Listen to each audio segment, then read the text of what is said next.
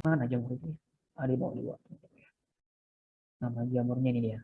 Malaysia. Dan ada 3 yang berperan, yaitu ada Malaysia Pestraricta, ada Globosa, dan terakhir itu ini dia, Sympodialis.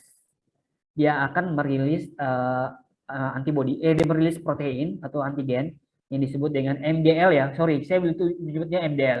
MGL 1304. Ini akan dirilis oleh si jamur ini. Dan antigen ini akan dikenal oleh pertahanan tubuh kita dan diserang. Kayak gitu. MGL sebenarnya normal sih, tapi karena kayak itu hypersensitivitas itu ya, ada benda asing sedikit langsung diserang. Padahal ini normal aja gitu, ada. Tapi namanya yuk memiliki riwayat alergi, dia menyerang gitu, menyerang dia mengeluarkan sel darah putih. Salah satunya adalah neutrophil. Neutrophil itu memiliki histamin ya dalamnya, dan terus dia merilis histamin itu untuk menyerang si antigen ini, sehingga terbentuk oleh namanya dermatitis maupun urtikaria. Paham ya sampai sini ya? Mau saya kirimkan linknya buat kalian baca. Nanti saya kirimkan ya. Semua kalian baca. Takutnya ada soal di sini. Takutnya ya. Bisa jadi bisa tidak gitu ya. Kalian boleh baca sebagai penambah wawasan. Meski ini nggak relate nanti ya kalau kalian jadi dokter gigi ya. Ini hanya proses pengenalan gitu bahwa ini ada. Tapi nggak ada salahnya buat dipelajari. Saya akan share. Silakan dibuka. Oke. Lydia gimana? Jawaban teman-teman dan sedikit dari saya. Apakah mencerahkan atau makin bingung? Gimana Lydia? Silakan. Baik, Bapak. Menurut saya mencerahkan. Cerahkan ya. Iya. Semoga ya. Tapi kalian cari tahu lagi ya di jurnal yang saya share. Jadi jangan terpaku satu jurnal ya. Banyak jurnal supaya ada namanya comparing reference gitu. Oke. Saya lanjut ke perkuliahan hari ini, yaitu autoimun. Perkuliahan ini menurut saya singkat ya. Saya tidak akan menjelaskan secara detail, tapi saya akan beri keywordnya aja itu. Dengan keyword ini kalian bisa mencari tahu autoimun dan kenapa bisa terjadi penyakit autoimun. Oke, saya izin share screen. Slide saya kelihatan? Kelihatan, Pak. Oke, thank you. Secara sederhananya adalah tunggu ya, perbaiki itu. Oke, secara sederhananya adalah kayak gini ya. Kamu lihat gambar ini di slide. Ada antibody, ada antigen. Ketika antigen masuk ke dalam tubuh, otomatis antibody ini akan menyerangkan antigen ini kan. Atau bagaimana, atau memprotek tubuh kita supaya antigen ini tidak masuk, atau mengurangi lah, atau membasmi semua antigen yang masuk. Sehingga kita tidak mengalami sakit lah, kayak gitu. Sederhananya kayak gitu ya. Kan yang jadi pertanyaan adalah gimana kalau yang menderita riwayat autoimun. Kamu lihat contohnya di sini. Ketika ada antigen masuk, oke, di dalam tubuh kita ada yang namanya, sudah saya sebutkan ya, antigen itu ada 2. Ada antigen dalam tubuh kita sendiri, dan itu is normally, dan ada antigen dari luar yang disebut dengan benda asing. Ketika orang yang menderita autoimun, antigen dalam tubuh kita itu diserang oleh antibodi. Atau bahasa sekarangnya itu adalah teman nusuk dari belakang. Iya nggak sih? Iya ya, teman nusuk dari belakang. Iya sih. Maksudnya orang kepercayaan kita itu merusak kita sendiri gitu. Jadi antibodi itu merusak sel yang baik di tubuh kita. Tapi karena terjadi autoimun ya, sehingga ya itulah terjadi it happen gitu, autoimun. Teman yang jadi musuh. Jadi kayak toxic relationship ya. Berat ya. Toxic relationship. Intinya kalian paham ya perbedaannya. Kayak gitu ya. Jadi autoimun adalah ketika sistem pertahanan tubuh kita melawan sel kita sendiri gitu, yang sel baik gitu. Yang dimana sistem imun ini fungsinya adalah menyerang si antigen. Tapi kenapa yang sel baik di dalam tubuh kita atau antigen di dalam tubuh kita yang is normally dilawan gitu? Kan jadi toxic ya. Toxic relationship. Is berat. Oke, saya lanjut ya. Oke. penyakit autoimun itu terbagi-bagi ya. Ada beberapa jenis penyakit, approximately 50 jenis penyakit yang disebabkan oleh sistem pertahanan tubuh yang menyebabkan autoimun. I cannot explain here. Saya tidak menjelaskan karena saya bukan dokter penyakit dalam ya. Saya hanya menjelaskan secara basically aja gitu. Karena semua penyakit ini berangkat dari basic. Ya itu ya. Jadi saya akan menjelaskan basicnya aja. Jadi penyakit autoimun itu sudah banyak. Sehingga penyakit autoimun itu dibagi atas dua kategori. Ada organ specific autoimmune disease, ada systemic autoimmune disease. Kayak gimana sih organ specific autoimmune disease dan yang mana sih yang systemic autoimmune disease? Kalau organ specific autoimmune disease itu adalah dia menyerang organ-organ kita ya. Karena kita itu terdiri dari sistem organ kita itu terdiri beberapa organ ya, kayak itu. Like this one, kayak di brain, itu kan organ ya. Kayak di paru-paru, itu kan organ menyerang gitu. Ada, kalau kalian lihat di sini ada contoh-contohnya sendiri ya, kayak di tiroid terjadi apa gitu. Kalau di systemic autoimmune disease itu terjadi, contohnya pernah dengar lupus? Itu di bagian dari systemic autoimmune disease ya, itu lupus contohnya. Salah satu contohnya itu lupus. Ini, kalau kalian mau bukunya, saya punya e-booknya, itu dari Kubi, sangat kompleks terkait ini. Saya hanya memberi contoh. Nanti saya simpulkan bagaimana mekanismenya. Like this one, oke. Saya akan stop share. Saya akan bahas bagian terakhir dari perkuliahan ini. Saya izin ya share screen. Tunggu, saya cari dulu.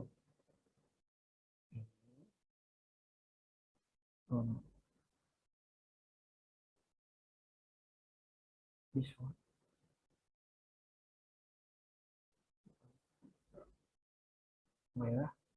Oke, I get it.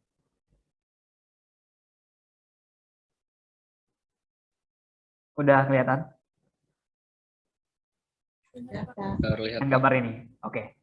Penyakit autoimun, kalau kalian masih ingat perkuliahan Pak Alha, jadi sistem pertahanan tubuh itu ada spesifik dan non spesifik. Benar? Oke. Kalau kamu ingat perkuliahan atau kalau ada kuliahnya selesai pembentukan hematopoietis atau proses pembentukan darah ya, ada namanya sel B dan sel T. You got it? Kalau sel B itu akan menghasilkan antibodi di plasma sel. Kalau sel T itu kalau di differentiate akan ada namanya sel B dan sel T ya, sel T. Saya fokus di sel T. Jadi autoimun itu relate dengan sel T. Oke, paham ya? Jadi sel B itu menghasilkan antibodi di plasma sel. Kalau sel T itu ada sel CD4 dan CD8. Kita fokus di sel T. Kenapa ke sel T? Ini ada hubungannya dengan penyakit autoimun. Di sel T itu ada dikenal namanya Treg T cell. Pernah dengar? Regulatory cell T. Pernah dengar? Treg atau regulatory cell T. Oke. Jadi sel T ini atau Treg ini dia akan berdiferensiasi. Kalau kamu lihat ini, dia akan merilis yang namanya protein, dan proteinnya itu disebut dengan FOSP3+. Di mana FOSP3+ ini dia akan mengaktifasi protein juga yang namanya ini dia CTLA4. CTLA4 ini. Jadi dia berhubungan satu sama lain ya. Dia Treg ini, jadi Treg itu ada dua ya, ada natural Treg dan ada identified Treg. Jadi kita fokusnya ke natural Treg aja. Jadi natural Treg itu akan berdiferensiasi atau akan merilis yang namanya protein FOSP3+. FOSP3+ ini akan menstimulir yang namanya CTLA4. Yang jadi pertanyaan adalah kenapa terjadi autoimun? Mau tahu jawabannya? Mau tahu? Pertanyaannya adalah terjadinya mutasi di FOSP3+ dan CTLA4. kayak gitu. Jadi autoimun terjadi itu karena ada mutasi di protein phosphat 3 dengan CTL4. Di mana ini kan turunan dari Treg kan. Treg itu kan fungsinya meregulatori kan. Dia meregulator si ini nih ada berdasing, dia mengatur supaya dia mereaksi secara secukupnya aja gitu. Tapi karena dia ada mutasi, sehingga dia mengenal atau dia melakukan sebuah perubahan sehingga terjadi penyakit autoimun. Nah, autoimun ini bisa terjadi di mana-mana ya, seluruh tubuh kita. Sehingga dibagi dua tadi, ada organ dan ada sistemik dan organ spesifik autoimun, kayak gitu ya. Jadi perkuliahan hari ini adalah terjadi mutasi di Treg, khususnya di protein fosfat 3 dan CTL4. Sehingga terjadi penyakit autoimun. Jadi pertanyaan bagaimana mekanismenya? Mekanismenya itu hampir sama dengan penyakit hypersensitivitas. Kayak gitu, ada benda asing dilawan oleh sistem imun kayak itu. Hampir sama ya, tapi term atau istilah yang digunakan berbeda-beda. Kalian mencari tahu di jurnal. Saya hanya membahas secara basicnya aja. Penyakit atau jadi kesimpulannya adalah penyakit autoimun itu dipengaruhi oleh beberapa faktor, environment, gaya hidup, dan genetik. Yang paling besar adalah genetik karena terjadi mutasi, yaitu di mana Treg memiliki fungsi sebagai regulatori. Namanya regulatori ya, mengatur gitu. Kalau pengatur kita udah mengalami mutasi, otomatis ada gangguan keturunan-turunannya ya. Kayak fosfat 3 dan CTL4 terjadi mutasi, sehingga terjadilah yang penyakit autoimun. Paham sampai sini? Atau bingung? Paham ya? Alhamdulillah kalau paham. Kalau udah paham, sebelum saya tutup, ada pertanyaan? Bapak-bapak, ibu-ibu sekalian.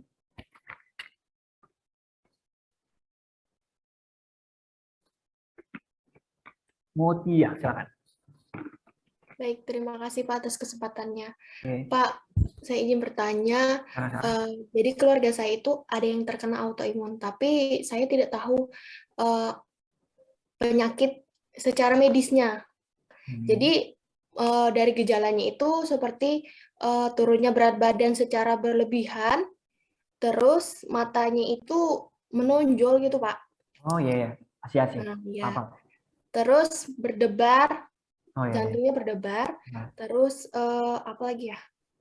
Ya kurang lebihnya seperti itu. Iya. Apakah penyakit itu bisa disembuhkan secara total atau bagaimana Pak? Soalnya keluarga saya ini sudah keliling berobat tetapi masih tetap seperti itu juga Pak. Terima kasih Pak. Terima kasih Mutia. Jadi yang Mutia bahas itu terjadi namanya hyperteroid ya. Hyperteroid. Jadi gejalanya adalah salah satunya adalah mata itu menonjol dan terjadi palpitasi. Palpitasi itu berdebar-debar ya. Pertanyaan Mutia adalah apakah bisa sembuh atau tidak? Saya nggak bisa mengeluarkan diagnosa atau memberi jawaban dia sembuh tidak sembuhnya ya, karena dia harus berkonsultasi ke dokter subspesialis penyakit dalam, subspesialis imunologi. Dia lebih tepat menjawabnya sih, apa dia sembuh atau tidak. Kalau saya sendiri, hemat saya ya, penyakit autoimun itu dia seperti, maksudnya dia datang tidak datang ya. Kalau kita pemicunya tidak kita ini, dia nggak akan muncul juga sih sebenarnya. Apakah dia bisa sembuh total? Akhirnya answer about that. Saya tidak bisa menjawab sih, karena itu bukan kompetisi saya. Tapi kalau dihindari, karena ini penyakit hyperteroid ya, dan steroid itu kita butuhkan gitu. Yang salahnya adalah ketika dia mengekspresikan terlalu banyak, itu yang jadi keliru. Nah, cara menghindari itu saya nggak bisa menjawab sih. Yang saya tahu adalah harus dihindari pemicunya. Nah, caranya kayak gimana? Saya sarankan adalah konsultasi ke dokter penyakit dalam untuk subspesialis imunologi. Kayak gitu ya. Kayak gitu. Oke, Mutia. Maaf ya jawabannya segini aja karena itu perbedaan kompetensi. Karena saya bukan klinis ya. Saya hanya konsep dasar dari imunologi ini. Oke. Baik Pak, terima kasih Pak. Sip. Oke, ada pertanyaan? Tunggu ya, saya charger dulu.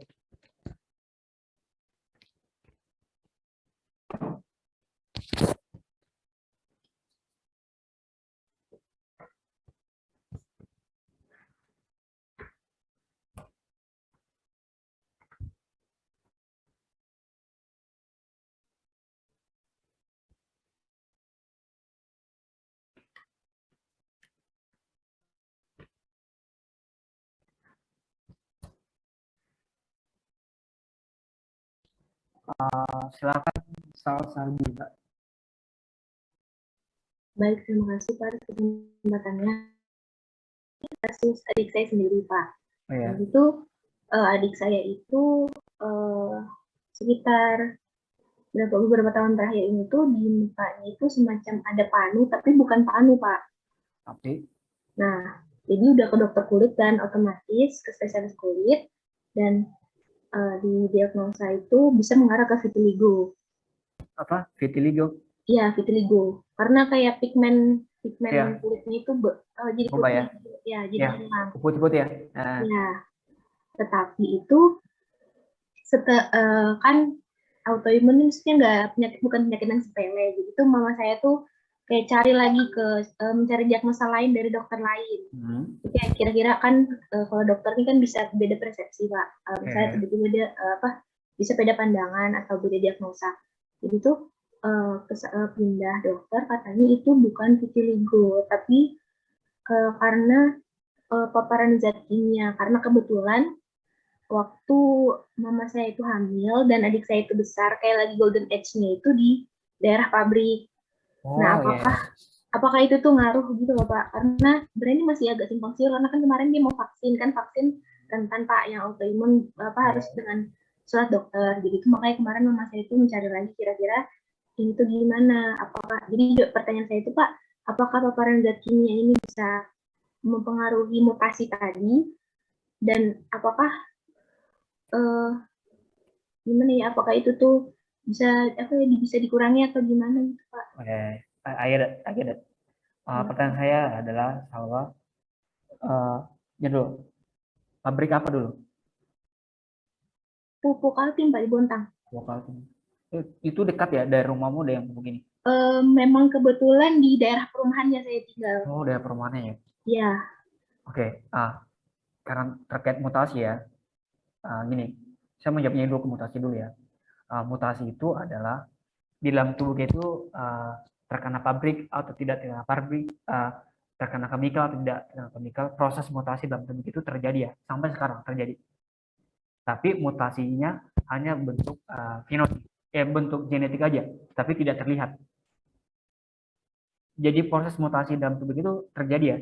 Kalau kalian men-sequence atau saya men-sequence, maksudnya kita kan DNA ya. Kalau DNA itu saya buka, kan ada tulisannya A, T, G, C gitu kan. Jadi biasanya itu kalau di sequence ada warna merah. Merah itu namanya SNP. SNP itu mutasi. Dan itu wajar.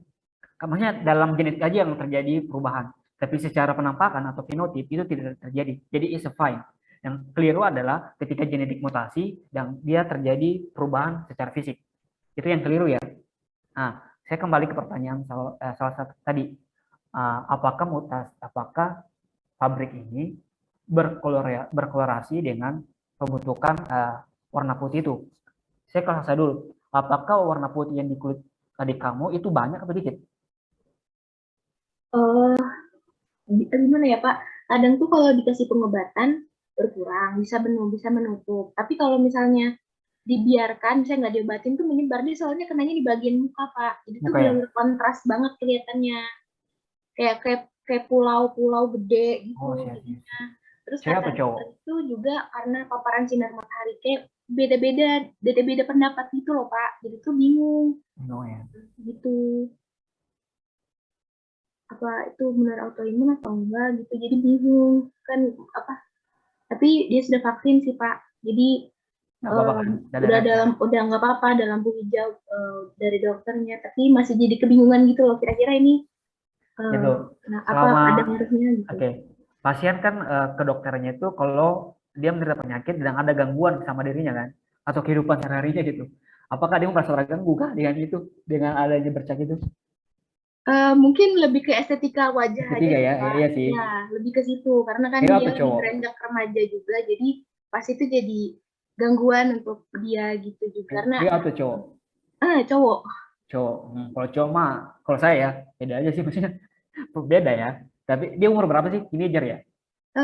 Sebenarnya lebih ke mama saya sih Pak, yang agak kayak mukanya gini gitu, jadi mending diobatin. Tapi kalau adik saya itu agak cuek aja sebenarnya, tapi saya setuju sih ke ini ya, ke sebagai orang tua ya, maksudnya saya belum menjadi orang tua ya, maksudnya saya belum punya anak gitu ya. Jadi kekhawatiran orang tua memang sih gede gitu. Tapi kalau saran saya adalah ketika dia proses itu tidak mengganggu kehidupan adikmu, terus dia kalau udah ke dokter kulit, saran saya konsul lagi ke dokter kulit lainnya ya. Jadi ada proses pembanding. Karena baru 1 orang kan dokter kulitnya. Coba ke dokter kulit lagi. Siapa tahu dapat second opinion. Untuk situ ya. Tapi masalah mutasi, apakah ada hubungannya dengan pabrik ini? Selama pabrik itu menggunakan bahan alam kayak ada tuh suhunya di situ panas, ada perubahan kalau ada suhu panas yang sangat tinggi. Kalau selama itu tidak ada, tidak terjadi. Proses mutasi itu terjadi memang normal. Selama tidak mengubah secara spesifik tubuh genetik, berubah nggak apa-apa. Yang penting tidak mengubah secara genetik. Kalau pertanyaannya apakah mempengaruhi, saya jawab karena kita harus teliti lebih lanjut sih. Kayak datang ke sana, memeriksa semua penduduk yang ada, baru kita sequence. Apakah terjadi perubahan 5 tahun, 10 tahun, dan 15 tahun gitu.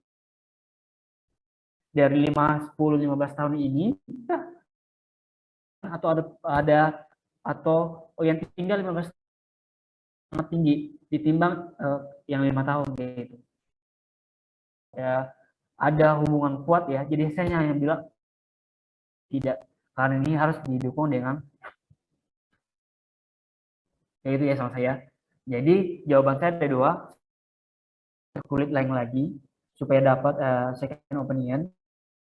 Klinisi secara teorinya bisa jadi bisa tidak, karena proses mutasi itu tapi ada yang mengubah tidak dan fenotip, tapi ada juga berubah secara itu. Selama adikmu isep apa-apa sih, tapi kalau ibumu namanya ibu orang tua ya, durhaka sama orang tua, nggak apa-apa, ikuti aja kulit second opinion. Maaf ya kalau tidak bisa, kurang ilmu juga. Terima kasih banyak, Pak. Sama-sama. Sekarang ke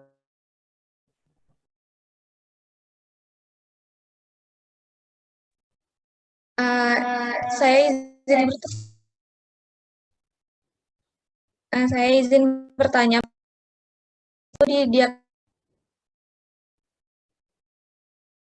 Pak, jadi yang ingin saya tanyakan tuh fibromialgia sejak umur 13 tahun. Dan yang saya tahu tuh fibromialgia bilang dokternya tuh ya kaku otot gitu. Bapak ada saya lihat fibromialgia, jadi itu termasuk autoimun, Pak? autoimun ya, fibromialgia ya. Ini apa ya, trik ya. Saya harusnya menjawab kayak gimana ya? Karena berdasarkan referensi penyakit yang dihasilkan oleh autoimun gitu.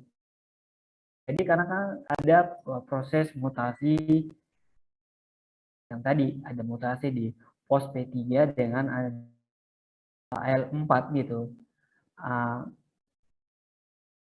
Aku langsung down gitu ya. Karena ya gimana terjadi gitu ya. Dan kamu baik-baik aja kan selama kamu Baik-baik aja, kamu aja gitu. kalau kamu pada saat kamu nggak, kalau kecapean, Pak. oh ya, ini berdoa ya, maksudnya berdoa aja sih, karena kayak itu sih harus dihindarin. Ya gimana juga karena perubahan genetik ya. Ya sabar ya, saya jawabannya sabar ya. Allah lebih tahu kamu jauh lebih kuat dibanding orang sakit itu, belum tentu musibah ya. Pernah untuk menjadi lebih sehat. dia menjadi lebih sehat gitu. Hikmahnya mungkin semua gitu, Anissa, one day-nya. Jadi dari sisi agama ya, sakit itu kan ikhlas gitu menerimanya. Sakit ini ya itu inti. Kalau kamu udah merasa capek, ya tapi jangan terlalu manja dengan keadaan itu ya. Tapi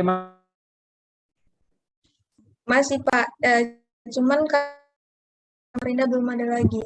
kamu Jadi emang asalnya dari mana? dokternya itu cuma rasa nyeri kan waktu Pada itu. saat itu aja kan? Kata Pada saat dok, nyeri. jadi kalau sakit minum ini ya kata dokternya. Tapi etik Pak, soalnya umi saya juga Umimu sehat-sehat aja kan? kalau Oh, ya. kalau kebanyakan jalan baru kambuh. Kurangi yang membuat kamu timbul gitu. Paham kan maksud saya? Jangan terlalu, atau apalagi cewek ya, suka belanja di toko, kurangi supaya nggak capek. Mungkin yang itu contoh sederhananya aja supaya relate di pikiran kamu gitu ya. Penyakit autoimun itu kayak itu sih, menghindari pemicunya. Kalau ini answer curly gitu, karena ya mutasi itu dari awal. Ya itu bisa. Uminya sehat-sehat. Masih banyak Pak. Sama-sama. Jadi jangan, yang pada akhirnya memang kita akan menghadap Allah kan. Intinya itu sih intinya. Apakah umur kita panjang tidak, intinya itu sih maunya kan. Jadi nikmati ya, is a fine gitu. Oke, terakhir. Baik, terima kasih. Itu kan ini Pak, tadi kan autoimun itu bisa tercipta karena sesuatu hal Maaf, kenapa ulang-ulang pertanyaannya? Enggak jelas soal. Begini, sudah Pak. Oke. Saya itu kan autoimun ini kan dari sel B dan sel T kan Pak, atau keduanya. Yang mau saya tanyakan, apakah jika kita divaksin, jadi apakah vaksin ini termasuk hal yang, karena kan kita tidak tahu Pak, ini orang terkena tidak bisa dicek. Jadi mungkin waktu divaksin ternyata di bayi kan lalu meninggal, itu seperti apa Pak? Kita klarifikasi dulu ya. Jadi sel B dan sel T ya. Hanya sel T aja. Terjadi proses kan respirator ya. Jadi gagal, bukan terjadi mutasi ya. Jadi kegagalan dalam mengenal selnya sendiri gitu. Jadi melawan sel baik kayak gitu. Karena mutasi yang saya sebutkan. Jadi autoimun itu environment, lingkungan, lifestyle, dan terbesarnya adalah genetik dan environment. Tapi saya fokus genetik ini, saya baca gitu jurnalnya. Karena T-reg, dan T-reg itu akan menghasilkan protein T3 dan CLTL4. Nah, mutasi ini akan menyebabkan namanya melawan sel baik. Oke, ya Gadet, Rian. Gimana kalau terjadi vaksinasi? Oke, vaksinasi tahu, yang kamu tangkap apa? Kalau vaksin itu memasukkan virus yang sama tapi sudah dilemah. Kalau kita biasa divaksin kan pasti ada efek, contohnya masuk sebuah virus dari luar. Oke. Kalau ada gejalanya disebut KIPI gitu. Kejadian ikut pasca imunisasi. Pertanyaan Rian adalah, apa Rian? Maaf, orang yang imunisasi itu? Ya, apakah bisa terkena autoimun Pak? Apalagi kan kalau di bayi terkena autoimun pasti bisa meninggal kan? Tapi kita tidak bisa cek orang itu terkena autoimun atau tidak. Saya perjelas pertanyaan Rian ya. Apakah vaksinasi itu bisa menyebabkan autoimun? Gitu ya. Oke. Gini ya Rian ya. Vaksinasi itu adalah proses pengenalan tubuh kita. Jadi virus yang misalnya sambil virus ya, contohnya virus itu dilemahkan nih, dimasukkan dalam tubuh supaya proses pengenalan, proses recognizing untuk membentuk antibodi. Ketika saya jalan-jalan, ada virus yang sama atau mirip atau similar dengan virus itu, tubuh saya itu sudah tidak kaget lagi karena sudah ada antibodi dalam. Nah, apakah vaksinasi ini bisa menyebabkan autoimun? Salah satu, saya nggak bisa bilang bisa menyebabkan ya, tapi dalam proses kontrol gitu. Karena vaksinasi itu tidak menyebabkan autoimun, tapi orang yang punya autoimun divaksin itu harus dibawa kontrol. Karena ketakutannya itu sih, efek yang timbulnya gitu. Karena kegagalan tadi, maksudnya bukan kegagalan sih, kan B dan T itu kan fungsinya adalah kalau kalian ikut atau paham dengan mata kuliah PALH adalah sebagai pertahanan tubuh kan. Nah, takutnya itu nih tidak kuat untuk melawan virus yang dilemahkan itu yang terjadi efek kipinya itu yang jadi pertanyaan sih. Kalau vaksin menyebabkan autoimun, tidak sih, hemat saya ini perlu dicari tahu lagi, itu tidak bisa menyebabkan kayak gitu, karena autoimun kan berangkat dari genetik ya. Kalau vaksin menyebabkan autoimun tidak, tapi kalau autoimun divaksin perlu dikontrol di bawah dokter, perlu dievaluasi lagi gitu, karena autoimun kan sistem pertahanan tubuh nih. Ketakutannya adalah kipinya ini pasca ikut imunisasinya, takutnya dia shock anafilaktik ya, kayak gitu. Jadi kalau vaksin menyebabkan autoimun tidak, tapi kalau orang autoimun ikut vaksin perlu dikontrol oleh dokter, kayak gitu ya. Baik Pak, terima kasih Pak. Ya. Ada pertanyaan lagi? Yang lain-lain pada dianya. Yang saya kenal itu ya Ikal Bukan Rian, Lydia, Salsabila, Rifki dan Nisa, Mutia, Dona, Levi, that's it. Aulia kenal karena Aulia itu anak bimbingan saya ya, di PKM ya, jadi saya tahu. Yang lain-lain mana nih? Halo, ada pertanyaan? Sevia, karena dia WA saya, ingatkan saya. Thank you Sevia ya, menjadi pengingat. Ada lagi pertanyaannya? Izin bertanya, Pak. Oke, Siva dan Putri mau dikenal. Silakan Putri. Dua terakhir ya, baru kita tutup. Silakan Putri.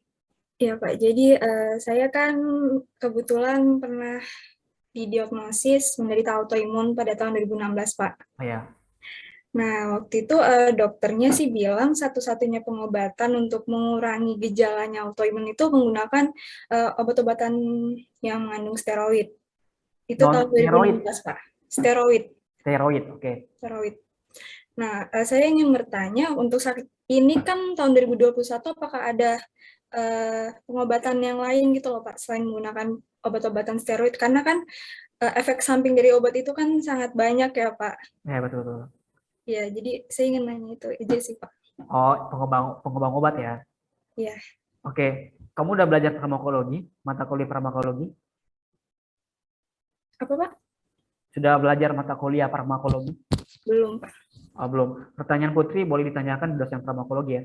Kali ini pertanyaan farmakologi, pengembang obat. Ya, saya nggak belajar farmakologi secara detail gitu. Belajar iya, tapi nggak secara spesifik nggak. Jadi kamu bisa belajar sama dokter Kema. Kalau dokter Kema ya dosennya ya. Kamu belajar nanya itu pengembang obat. Dia lebih tepat sih. Maaf ya Putri ya. Saya nggak mau juga asal jawab untuk memuaskan mahasiswa ya. Karena saya nggak kompeten di bidang itu. Jadi untuk masalah obat, pengembang obat untuk ini tanya di farmakologi. Kamu tulis pertanyaanmu, panjang umur, mata kuliah farmakologi di semester berapa? Kamu tanyakan. Ya, baik Pak. Terima kasih Pak. Oke, sama-sama. Siva, silakan. Baik Pak, terima kasih atas kesempatannya. Saya ingin bertanya pertanyaan saya yang kemarin Pak, belum terjawab.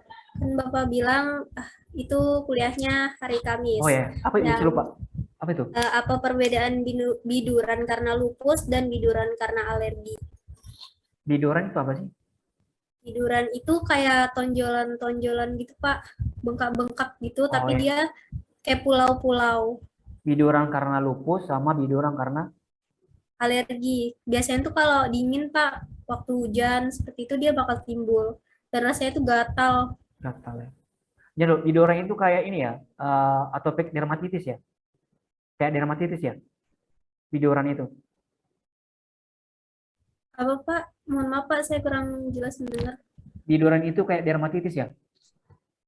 Tidak tahu Pak. Nggak tahu ya? Eh, Pertanyaanmu apa perbedaan ya biduran karena lupus dan biduran karena alergi ya? Oke, jangan dulu. Kenapa perlu tahu perbedaannya gitu? Kalau sama-sama biduran, kan asalnya biduran ya, Siva. Kenapa pengen tahu perbedaannya? Intinya kan sama-sama Karena biduran. soalnya tuh teman saya, kan saya dulu pondok Pak. Itu teman Ya. saya tuh ada yang waktu dingin itu kayak sering apa muncul biduran seperti itu. Kayak gatal-gatal, sedangkan kakak sepupu saya juga ada penyakit lupus gitu Pak. Biduran ya. Saya cari tahu Iya. di internet ya. Biduran itu kayak gimana gambarnya? Saya kayak baru dengar tuh istilah biduran. Biduran. Oh, biduran itu kayak ini ya, atopic dermatitis. Oh ya, dia kayak keping-kepingan ya. Kalau lupus itu dia luka. Pernah lihat lupus nggak? Dia luka, luka garuk. Tuh. Bedanya itu lupus dia agak ciri khasnya ya. Kalau lupus itu biasanya ini. Kalau dia ramuka ya, dia khasnya di sini dia, bentuk kupu-kupu. Kalau lupus, bentuk sini, dia kayak kupu-kupu sini. Tahu kan sayap kupu-kupu? Kalau orang ini ya, lupus ya, biasanya di sini. Terus kalau lupus itu, kalau dia digaruk, dia ada iris itu, dia agak berair sih menurut saya. Ada sih, ada dia push dia. Kalau bidur yang saya lihat, dia atopic dermatitis. Dia kepingan, tapi merah menonjol. Tapi dia nggak berair. Yang saya lihat ya secara gambar ya, secara klinisi saya takut menjawab, tapi secara gambar saya lihat, kalau lupus itu dia akan luka, tahu luka kan? Dia kan kayak nekrosis gitu. Tahu kan nekrosis? Kematian jaringan, kayak ada warna hitam, biasa bernanah kayak gitu. Kayak gitu kalau digaruk. Kalau atopic dermatitis, dia digaruk, tapi dia bentuk kepingan aja. Dan dia agak timbul gitu, terasa. Kalau secara gambar ya, itu perbedaannya. Tapi kalau orang lupus itu biasa ciri khasnya di sini dia. Biasa di sini dia. Ada ras juga, kayak bentuk kupu-kupu. Yang menderita autoimun ya, apalagi lupus. Kalau biduran karena alergi, ya itu sih, gatal bentuk ras yang tadi biduran kayak itu. Secara spesifik saya nggak tahu ya, tapi secara gambaran itu yang bisa saya jelaskan, Siva. Kalau lupus itu jauh lebih parah ya, karena dia bisa ada pus karena digaruk, bisa nekrosis gitu. Kalau lupus ya, digaruk-garuk terus. Kalau dermatitis, dia digaruk tapi hanya timbul yang ras itu yang bentuk kepingan, merah-merah timbul kayak gitu. Itu aja saya bisa jawab ya, Siva. Kalau masih penasaran, bisa konsultasi ke dokter kulit. Iya Pak, sama ada satu lagi Oh, silakan. pertanyaan. Kalau tidak salah lupus itu juga menyebabkan penyempitan tulang ya Pak? Penyempitan tulang. Sejauh ini saya belum baca. Tapi kebanyakan lupus itu menyerang daerah kulit sih. Kalau ke tulang, minta maaf sekali. Saya belum pernah baca. Apakah saya kurang membaca atau memang ini info yang paling baru ya. Sejauh ini lupus itu masih menyerang di daerah permukaan kulit, khususnya di kulit. Di daerah ini yang bisa kita lihat ya, kayak itu. Kalau penyempitan tulang di sini maksudnya dia atrofi ya, pengecilan tulang kah atau gimana? Penyempitan Iya tulang, Pak, jadi dia kayak harus atrofi ya. ada alat bantunya gitu Pak. Oh, kalau itu saya perlu belajar banyak lagi ya, karena secara hemat saya belum dapat. Takutnya saya yang kurang membaca terkait itu. Nanti saya baca kembali untuk perkuliahan tahun depan insya Allah. Kalau Terima masih saya kasih Pak. dosennya. Oh ya, ada lagi pertanyaan? Bingung kah? Atau gimana? Atau baik-baik saja kah? Sakti, bagaimana? Aman, Sakti? Tapi kamu paham? Di bagian mana?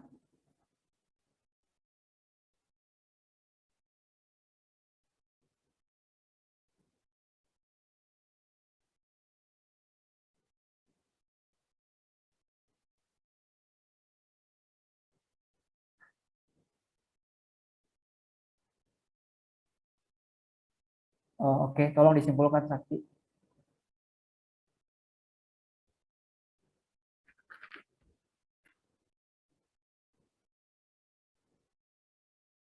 Oh ya, silakan. Kuliah belum selesai ya? Kamu udah tutup catatan? Oh, kan pertanyaan itu ada jawaban gitu, bisa dicatat. Oh ya, salah konsultasi nih. Harusnya ke dokter penyakit dalam spesialis imunologi. Saya cuma imunologi dasar ya, terkait teorinya aja gitu yang terjadi. Tapi nggak apa-apa ya. Semoga yang sedikit ini mencerahkan. Kalau tidak mencerahkan, saya minta maaf. Saya kekurangan ilmu juga. Silakan, Sakti.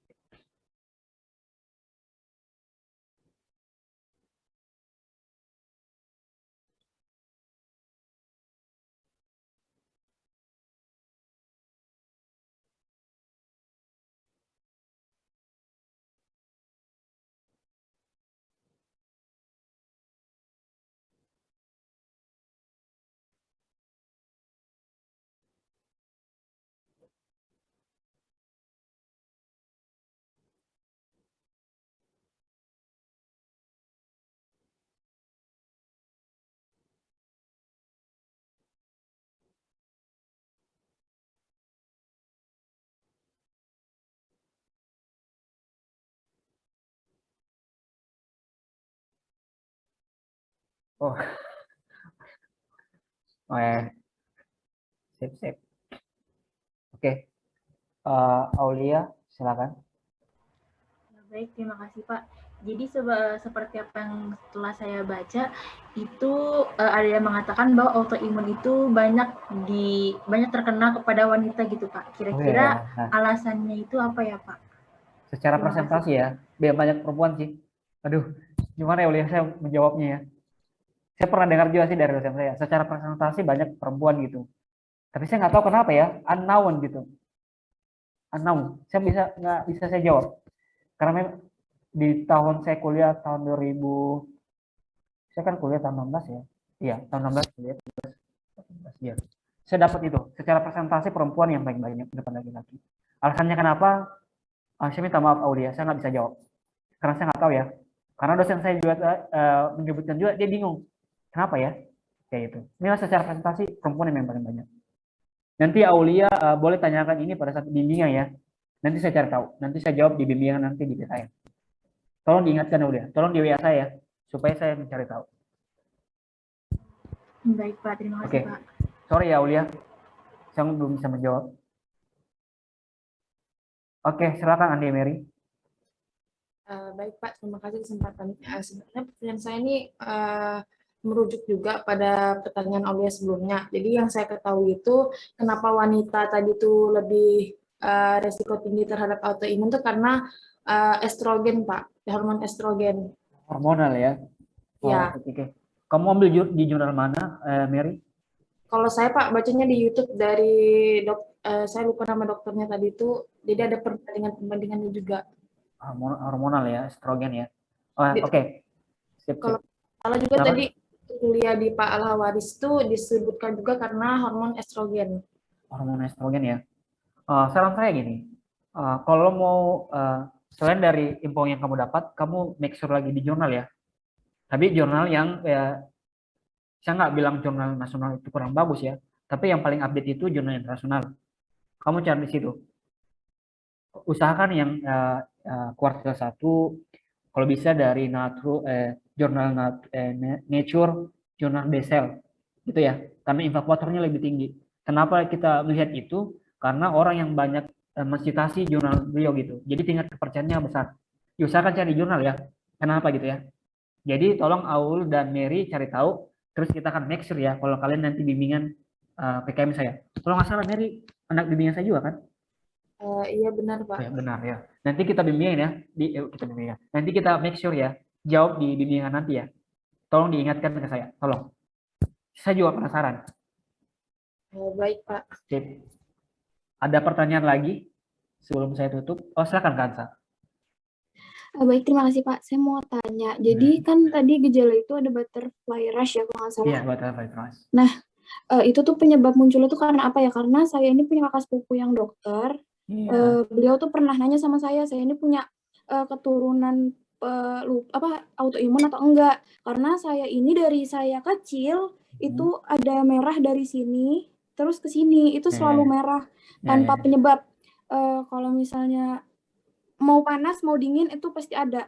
Tapi Itu enggak ciri setiap khasnya. hari. Iya, Itu iya. ciri khasnya. Terima kasih Jadi, ya, Pak. ya, sama-sama. Itu namanya butterfly rash ya. Itu ciri khas dari penderita autoimun. Ini dia. Apa penyebabnya? Saya lagi-lagi minta maaf. Bisa saya jawab karena WA saya pertanyaannya ya. Karena saya takut menjawab dan itu keliru gitu. Ketika perkataan saya keluar di mulut saya, terus kalian tangkap, kalian akan copying. Jadi kalau ada teman kalian nanya, dia pasti kalian akan meng-copy paste jawaban saya. Jadi itu ketakutan saya mengeluarkan jawabannya tidak saya riset dulu ya sebelumnya kayak gitu. Tolong pertanyaan Kansa, Mary dan Aulia kirim ke saya ya. Kayak itu. Dalam waktu cepat insya Allah akan saya jawab. Kebetulan Mary sama Aulia anak bimbing saya di PKM, jadi nanti saya diskusi di situ. Kalau Kansa kan tidak jadi tolong WA saya sama saya nanti saya jawab ya. Kayak gitu. Nanti jawaban ini bisa di-share ke grup, nanti share ke Sevia, nanti Sevia share ke teman-temannya nanti, supaya teman-temannya tahu. Oke, nanti kan saya jawab dengan landasan jurnal yang saya baca, supaya valid ya, kayak gitu. Oke, sip. Ada lagi sebelum saya tutup? Nggak ada ya? Oke, kalau udah bosan ya bahas ini terus dari hari kemarin imunologi gitu ya, pusing terus. Sebelumnya saya minta maaf ya kalau selama proses perkuliahan dari hypersensitivitas dan autoimun itu saya ngomongnya belibet atau ada istilah yang tidak kalian tidak pahami, saya minta maaf. Dan tugas kalian memang itu sih, mencari tahu gitu ya. Jadi uniknya itu menjadi orang dewasa adalah ketika dosen, kita kan sama-sama dewasa ya, masa umur-umur kita dewasa gitu ya, meski saya jauh lebih tua daripada kalian gitu. Kuliah itu adalah proses, tidak ada yang menggurui dan digurui gitu. Kita sama-sama belajar. Jadi kalau saya tahu ilmunya, saya share ke kalian. Kalau saya tidak tahu, saya bilang tidak ya. Kayak gitu. Itu pun kalian. Kalau kalian tahu, saya akan terima gitu. Tapi dengan catatan, ada landasan teorinya gitu. Ada bukti, ada evidence base-nya. Kayak gitu. Jadi mahasiswa itu menarik ya. Proses kuliah itu menarik. Tidak hanya one way. Hanya jurusan A aja yang memberi enggak. Kuliah itu harus two way. Jadi kita sama-sama tahu gitu. Jadi dosen itu manusia juga ya, ada keterbatasannya. Dengan 3 pertanyaan ini, saya menjadi tahu bahwa saya harus perlu belajar banyak lagi. Ada bagian yang perlu saya cari tahu. Kayak gitu ya. Jadi dua terakhir adalah jangan pernah menyerah. Apapun tantangan yang ke depan, jangan pernah menyerah. Yang kedua adalah banyak-banyak berdoa. Wish you luck. Akhir kata, Assalamualaikum warahmatullahi wabarakatuh dan selamat sore. Waalaikumsalam warahmatullahi wabarakatuh. Terima kasih Dok. Terima kasih Pak. Oke, saya lihat ya. Baik Pak.